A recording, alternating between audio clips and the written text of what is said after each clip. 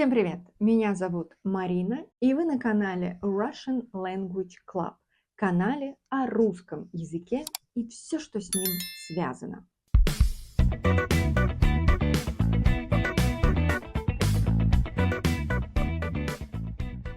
Давайте в этом видео поговорим о смирении. Как показать смирение по-русски? С помощью правильной интонации и выражений, фраз. Это важно не только для общения, но и чтобы понять культурные нюансы. Итак, что такое смирение? Это уважительное, сдержанное отношение, признание авторитета другого человека, готовность принять ситуацию или просьбу.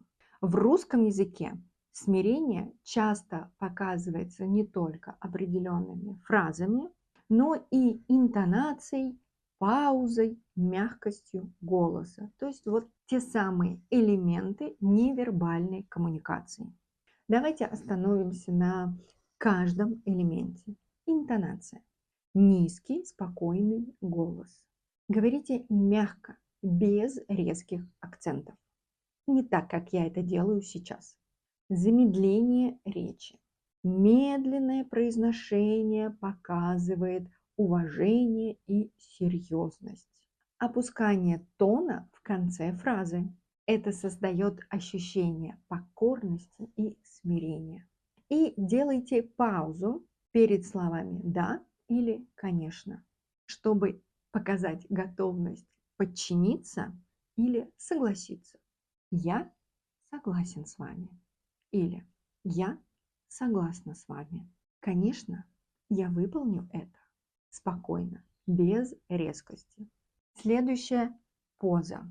Легкий наклон вперед при общении – это как раз проявление уважения. Раскрытые, но не напряженные руки показывают готовность слушать и открытость. Избегайте чрезмерного размаха рук или каких-то резких жестов, чтобы не показать агрессию и излишнюю эмоциональность. Но что по жестам рук?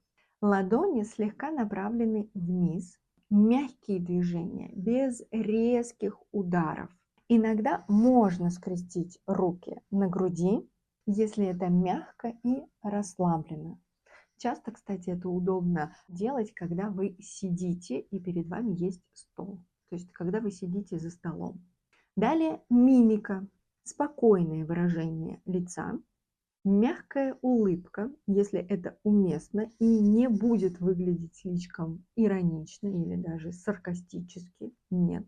Глаза слегка опущены, взгляд направлен на собеседника, вот так вот из-под лобья на него смотрите.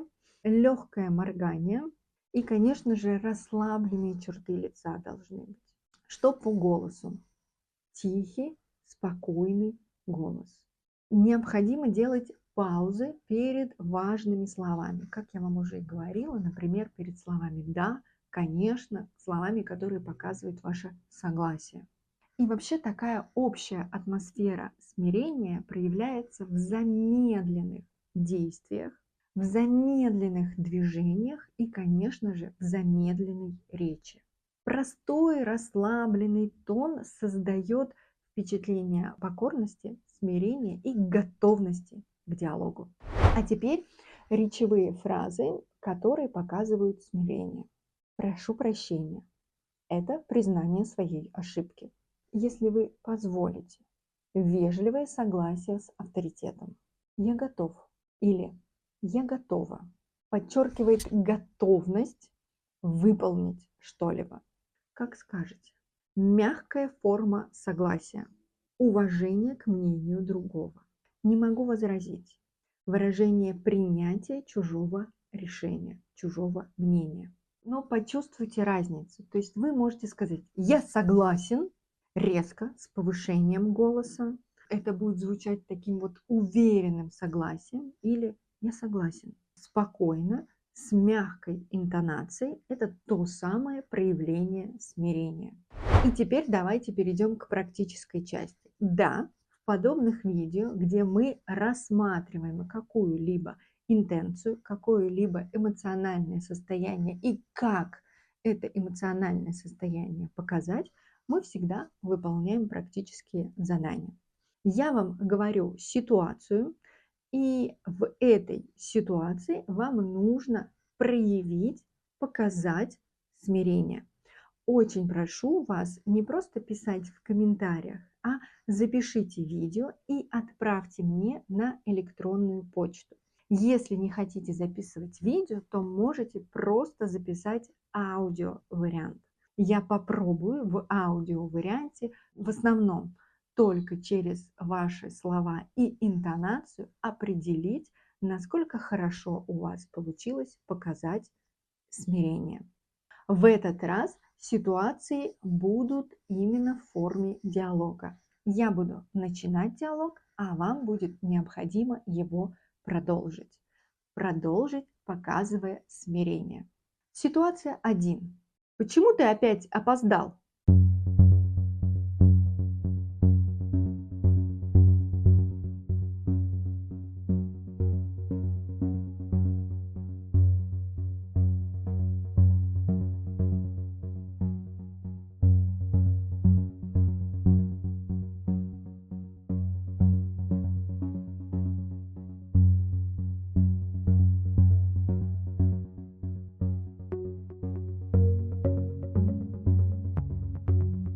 Ситуация 2. Твоя работа могла быть лучше.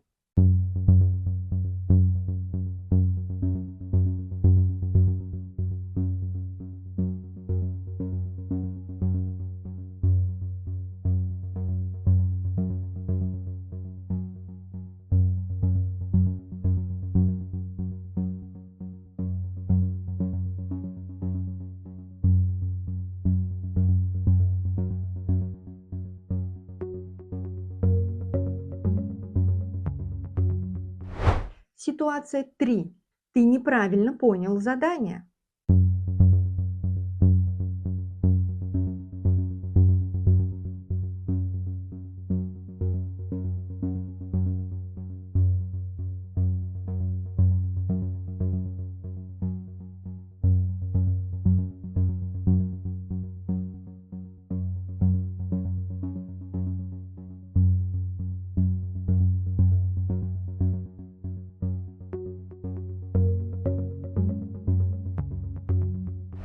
Ситуация 4.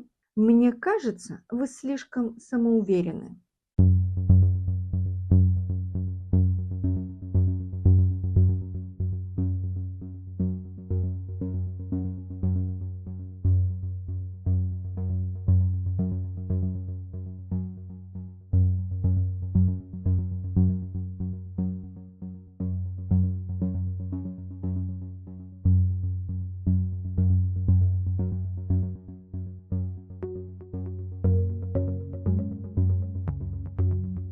Ситуация 5. Я думаю, ваш способ не сработает.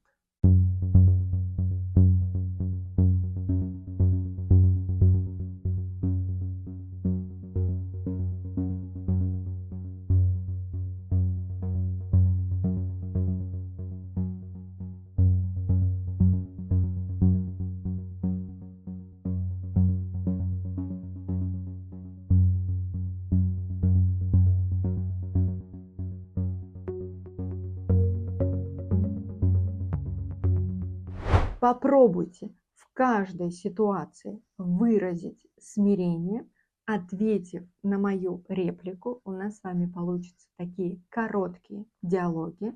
Еще раз прошу, постарайтесь записать видео. Если не получится видео, то записывайте аудио-ответ и отправляйте мне на электронную почту. На этом мы закончили практическую часть. И в конце еще раз напомню, как показать смирение. Смирение мы показываем не только словами, но и интонацией, а также невербальными элементами. Используем мягкий голос, замедляем речь, опускаем тон и используем, конечно же, подходящие фразы.